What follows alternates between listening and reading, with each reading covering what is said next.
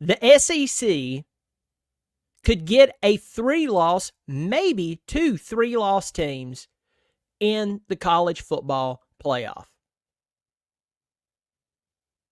Would it shock you? It wouldn't shock me. I'm going to talk about that in just a second. Welcome to the channel. I'm Brian. I'm glad you're here. Oh, it is a beautiful Wednesday morning. Had to think about what day it is.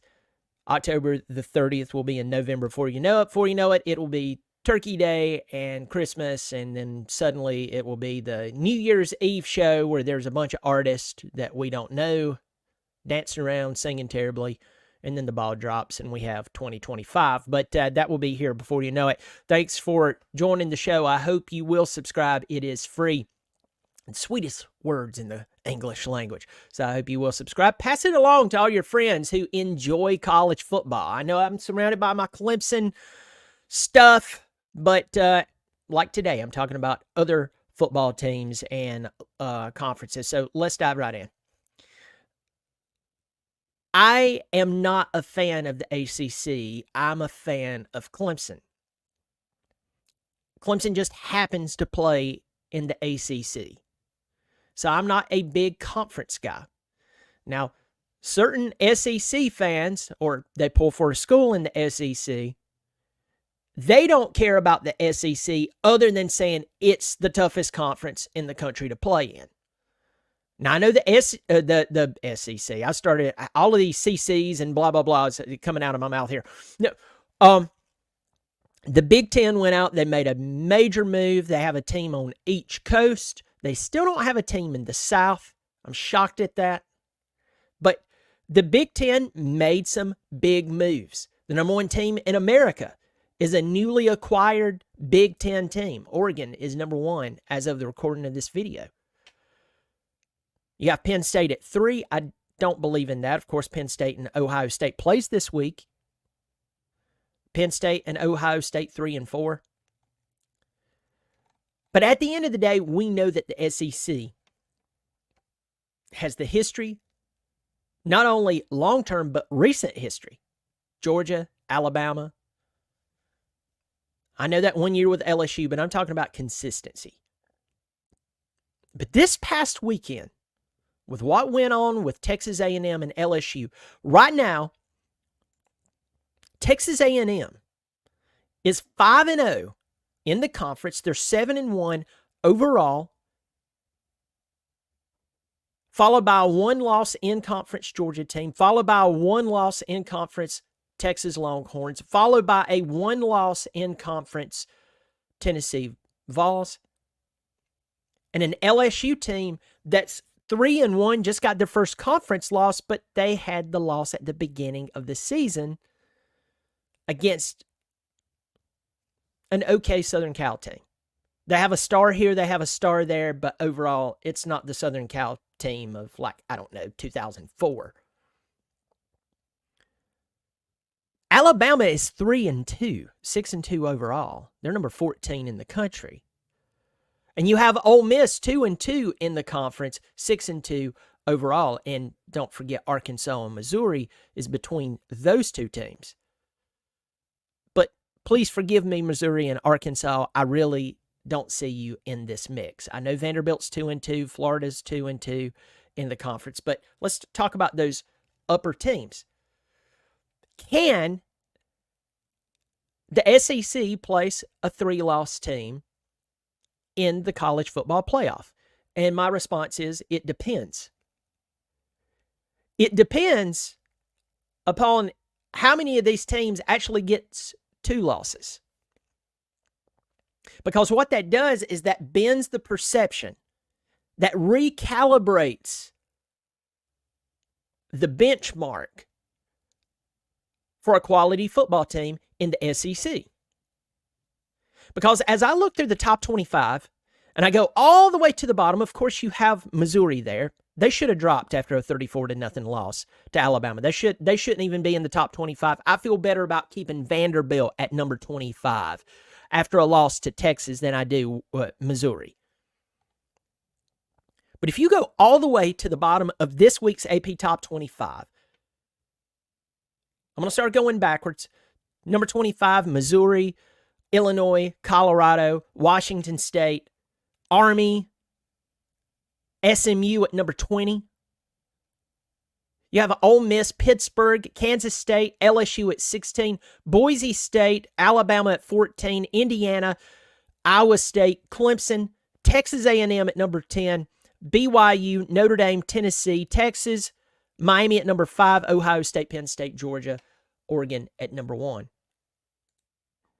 Now, when I name out those teams, obviously the talent level is just like across the board. And logically, as I get closer to the top 15, top 10, top 7, top 5, things get more difficult. There's still a few pretenders in there, but hey, the season will shake that out. You can run, but you can't hide. And if you should hide long enough to get into the playoff, you will be TCU'd. You will get the crap beat out of you, and it may do irreparable damage to your brand. Ask TCU. But for some of us, we would like to say there is no way that the SEC would get a 3-loss team in there. Why? Well, as I said, the very first team rated overall in the SEC is Texas A&M at 5-0, followed by Georgia, Texas, Tennessee, and LSU, all with one conference loss. But let's look at Georgia's schedule. Georgia plays Florida this week. Who cares? They'll beat the crap out of them. They're at Ole Miss. Then they play Tennessee, not Texas. The other UT, Tennessee. I just made some Tennessee fans mad. I didn't mean it that way. They play Tennessee. My question is, which Tennessee team shows up? So you have those potential conference losses. Maybe Lane comes out fired up, tries to give you loss number 2. Maybe Tennessee comes out, they try to give you loss number 2. I doubt you're going to see a 3-loss Georgia team. But the more 2-loss Georgias and more 2-loss Tennessees and more 2-loss Alabamas and Texas, well, pun intended, it turns the tide. Let's talk about Tennessee for a second. I know you thought I was going to talk about Alabama there by using the pun, but I'm not. Let's talk about Tennessee's schedule. Who does Tennessee have? Tennessee has Kentucky this weekend, Mississippi State, at Georgia, just talked about that, UTEP, and Vanderbilt. There is a great chance that Tennessee loses one ball game for the rest of this season, regular season, and it's at Georgia. That's a 2-loss Tennessee team. Let's look at the Tide. Alabama already has, let me see. Yeah, Alabama is 6th in the SEC. Can you believe that? They have 2 conference losses. They play at LSU. They're off this weekend, but they play at LSU next week. Then they play Mercer, Oklahoma, and Auburn.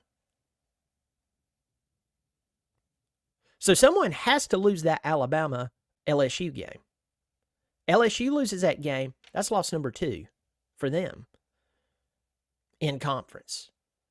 Alabama, if they lose that ball game, that's loss number 3 for them in conference. Could the collateral that they've built up over time, rightfully so, yes, under Saban, and Saban is gone, could that still pull Alabama into the college football playoff over a team, say, like, I don't know, BYU? Over a team like, I don't know, Notre Dame? My Clemson Tigers didn't play this week. They're 6-1. They dropped 2 spots in the poll. Iowa State didn't play this past weekend. They dropped 1 spot in the poll. Indiana is 8-0, but if you said Indiana and Alabama had to play this week, who would you pick?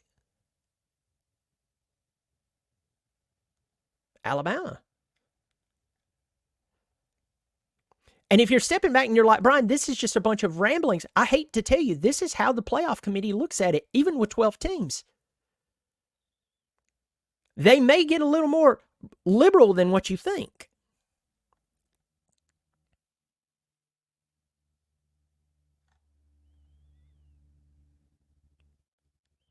It's one of those deals to where I'm looking at this going, I can see a bunch of these teams, especially if you get a bunch of 2-loss SEC teams. I see a bunch of 2-loss in, and according to how many of those exist, you could see a 3-loss SEC team enter the picture. Let's keep going with this. LSU, let's talk about their schedule. LSU, a team who just lost their very first conference game. They play Alabama next week. They play Florida, Vanderbilt, and Oklahoma. I think LSU drops another game. If not to Alabama, at least to Vandy. Maybe they drop a game to Oklahoma. You're like, Oklahoma's not that good. Maybe. Brent Venables is on the hot seat. Maybe he pulls his team together long enough to beat LSU because, no offense, Tigers, you don't look bad, but you don't look great. You don't. I'm looking at your schedule right now. I'm looking at who you've played. I'm looking at how close you played with most teams that you shouldn't have played close with. You blew it the other night against Texas A&M. Well, Kyle Field, you were up 17-7, and if I would have walked up to you and said, how do you feel about this game? Psst, what are you talking about? I don't care if it is Kyle Field. We're doing great here. And then the wheels came off. I believe LSU can lose at least one more conference game. That's another 2-loss SEC football team. Let's look at Missouri. Missouri's not on my board here. It's not on the thumbnail, but just for the crud of it, Missouri plays Oklahoma, South Carolina, Mississippi State, and Arkansas. They're off this week. What happens if they win out? That's another 2-loss. That's another 2-loss conference team. You see how a 3-loss could sneak in among these 2 losses? Maybe someone unexpectedly gets a 3rd loss. I'm telling you, it is possible. A stretch? No. And you're like, Brian, why are you bringing this up? Let me tell you why I'm bringing it up. It's because the other teams that historically have been left out in the dark, they thought that with a 12-team playoff that they would be in. They thought they would be in. And if you have a bunch of 2-loss SEC schools, maybe not. Because the committee's goal is to put the best teams at that moment in the college football playoff. By the way, Texas is off this weekend after barely beating Vanderbilt. They're playing Florida, Arkansas, Kentucky, and then at Texas A&M. They could be a 2-loss. They could be a 2-loss conference team. Very good. Very talented. And you may not like it. You may not like it. You may not say it's fair. But when you start going head-to-head, this is where it gets rich. Now remember, the SEC has a bunch of schools who already have 1 loss. They already have a bunch of schools with 2 conference losses, and some of those are eyebrow-raising teams. Teams that if they came to town, yeah, you would talk a lot of trash about how Alabama's fell apart until you saw Alabama on your schedule this week, and you go, hold on, my mouth is writing a check my butt can't cash. I mean, I'm just telling you, you talk trash until Alabama had to play Miami today. If Alabama had to play Clemson today, and I say this as a devout Clemson fan, Alabama would be favored, and I would expect Alabama to win the ball game.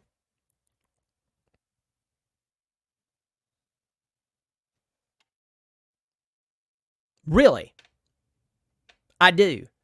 If Alabama had to play BYU right now, who do you think would win? Well, BYU is 8-0 and they can't help their schedule and they've won their game. This is true. This is 100% true. But who do you think would win the game? Well, I didn't ask that question. I asked, who do you actually realistically sober up, get off of stop being drunk on the fan juice? Who would Alabama? Alabama versus Notre Dame right now. Alabama.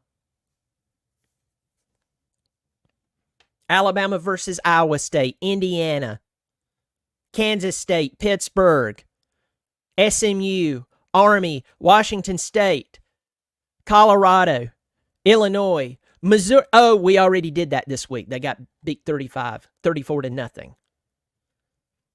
Folks, I'm not fanboying Alabama. I'm giving you a real-life example of what the committee will be looking at.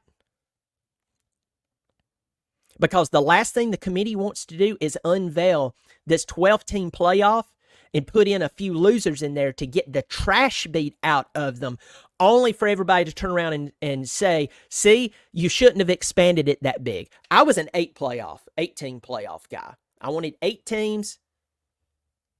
You got your 4 conference champions. You get your 4 at large. You still keep it a little more exclusive than inclusive. They went to 12. Okay, I'll take it. Imagine Georgia. Listen to this. Imagine Georgia playing Penn State right now. Folks, I'm going to tell you right now, Georgia would beat Penn State by a couple of touchdowns. Imagine Georgia playing Iowa State right now. They'd beat them by 3 or 4 touchdowns. Imagine Tennessee having to go head-to-head with Indiana. Tennessee would win that game by a couple of touchdowns. See, folks, this is where I'm going here. Take Ole Miss. Ole Miss is a schizophrenic team. They're a hard team to figure out. But take Ole Miss and you put them against Indiana, against BYU, I dare say Notre Dame, they beat them. You take LSU and you play them against Miami, they beat them. You put LSU against Penn State, I lean towards they beat them. This is what the committee will do. And so it comes back to the original question and the original title of this video. Will a 3-loss team get into the college football playoff for the SEC? If you see a bunch of 2-loss SEC schools, dare I say a couple of 3-loss SEC schools, but they have a big brand name. For someone who's a little older and you're like, I really don't get the whole brand thing, more tradition. It's just a different word, same meaning. More recent tradition, an Alabama, an LSU. I don't think Georgia will drop 3 games whatsoever, but let's just play the what-if game, which is a very dangerous game. Do you think that they would leave Georgia out if those 3 losses were close? By the way, if those losses are close, also you need to remember the investment that very powerful people have in the SEC. I'm a Clemson fan. We can't help that the ACC, for the most part, is just pure trash. We can't help that no one is really sold on Pittsburgh being undefeated. We can't help the SMU. No one's really sold on them. Can't help it. Can't help it that North Carolina's falling apart. NC State, though going to the portal, fell apart. Duke was getting better. Mike Elko decides to go to Texas A&M. We can't help that. Can't help that Virginia Tech, though a dangerous team, they are not an upper echelon team. We can't help it. or that Florida State had the greatest fall apart I've ever seen of any major team in the history of watching college football. We can't help that. But I hate to say it, Clemson and or Miami will pay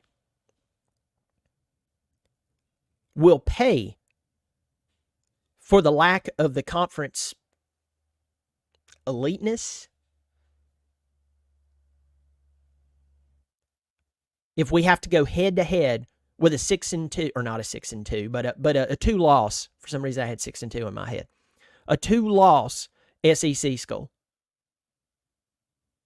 that lost 2 games, and it was a classic battle. Clemson has to win out. Miami has to win out. Obviously, if you win your conference, you're in. But in the SEC, you don't have to win your conference. And if you play close games and you're a good team, you're probably in over most teams, even over the Big Ten, except for those either the conference championship. There's that one. You're automatically in. And then brand names, traditional names, like Ohio State. Ohio State will be in. Penn State will be in over an Indiana. This is just food for thought. Synopsis, don't be shocked if the SEC somehow gets a 3-loss team into the college football playoff. Don't be shocked. All right, folks, I'm going to get in here. I'm going to quickly overall say hello. The SEC bias is awful. Good to see you, Jason Moon.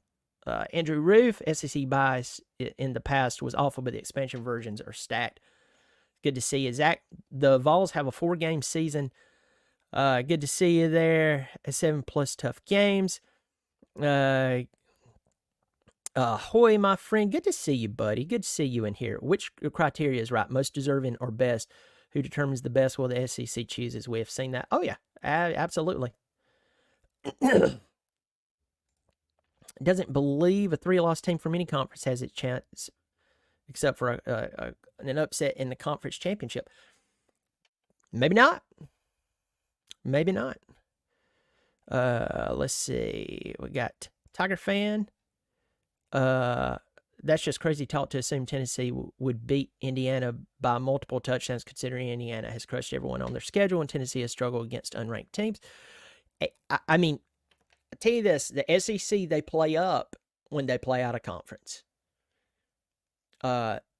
Also, the reason I messed up on the Texas-Georgia prediction was I went against the overall one of my first criteria of selecting a football team, and that is who have they played. You can't help who you've put on your schedule to a point that team was once good and now they've fallen apart. I agree with that. You know, you're supposed to beat a bad team bad. Clemson's doing that right now. At the same time, you do have to step back and ask yourself, who have they played? Texas had played nobody. Well, they played Michigan, the artist formerly known as Michigan. They don't have their same coach. They don't have the majority of their same players. And so Texas, it looked like they beat the defending national champions. They did on paper, but they did not beat the team from last year. And then that's how Georgia came in and did what they did. So, could I be wrong? Sure. Sure. Love you, buddy, but I think you really missed the mark on this one. Might have. May there, J. Coop. Good to see you. This game in Columbia is going to be difficult, but as long as we focus on the task at hand, we should be good. Hey, right now, let me tell you this. If you're an SEC, if you pull for an SEC team right now, you need to be pulling for the Gamecocks this weekend. Because Texas A&M, here they are with first-year head coach Mike Elko, and he is running through those teams. Mike Elko is coaching. He's not playing around. He's worth every dime. They went out to get this guy, and he's doing it. Mike Elko is 7-1 right now, 5-0 in the conference. And he has South Carolina, New Mexico State, Auburn, and then Texas. Folks, I want to tell you straight up. After South Carolina, the only team that could beat them is Texas. And if he is continuing to get better and better and better week in and week out, and he has fixed this quarterback issue, that's the asterisk there. There's a small chance they might win out. Can you believe that? In his first year. It's crazy. Absolutely crazy. Folks, leave your comments. Let me know what you think. Do you see it? An SEC football team. And remember, I want to challenge you to do this. Don't argue off of what should be. Argue based on reality. Reality. Okay? Argue off of reality. You can, listen, you have the American God-given right to say and approach anything as much as you want to in your own way, and then there's reality. Reality is, remember, the SEC does have history. The SEC does have some really, really good schools that when they leave their conference and they go out and they play someone else, they beat the trash out of them. That's when they sit up straight and go, hey, we're not just representing ourselves. We're representing the SEC. They do that. So argue. I'm just challenging you. You can argue whatever point you want to, but I'm challenging you. Argue based on reality. I hope so. I hope you'll do that, because if you do, I'm not saying you're going to see it my way, but when you start running through the top 25 and you start going, oh, let me see, Tennessee versus Indiana. Oh, let me see, LSU versus Indiana. Alabama versus Iowa State. Oh, let me see, we have Georgia versus Penn State. Okay, we can say top 5 is tough. Oh, but let's go Miami versus Ohio State. Miami versus Georgia. Oh, Miami versus Texas. Let's go. And I hate to say this about Clemson until they prove it. Until they prove it. Clemson versus Texas A&M. Clemson versus Tennessee. Clemson versus, well, we've already seen Georgia. Might have been week 1, but that was the last good team Clemson played. Clemson versus Oregon. Things begin to get really clear. It's insulting. But anyway, folks, you take care of yourself. And as always, go Tigers.